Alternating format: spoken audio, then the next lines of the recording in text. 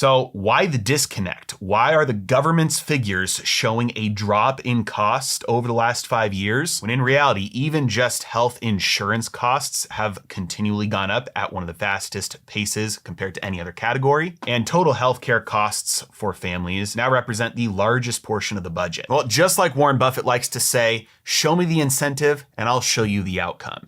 And with the US government, there is always an incentive to underreport price increases if they can. This is because if inflation is higher, the government's expenses directly increase. They have to pay more for Social Security. They have to pay more on the Treasury inflation protected securities, TIPS. They have to pay more on pensions, the cost of living adjustments. So they don't want their expenses to go up. If possible, they will underreport inflation where they can. So specifically with healthcare, how are they measuring this? They are not looking at the amount that you are spending on your health insurance, which is kind of odd considering they are telling you that the cost of health insurance has gone down. Instead, what they are looking at is retained earnings of health insurance companies themselves. That's right. They're actually just measuring basically profits of health insurance companies. They go to health insurance companies and they say, how much did you collect in health insurance premiums this year?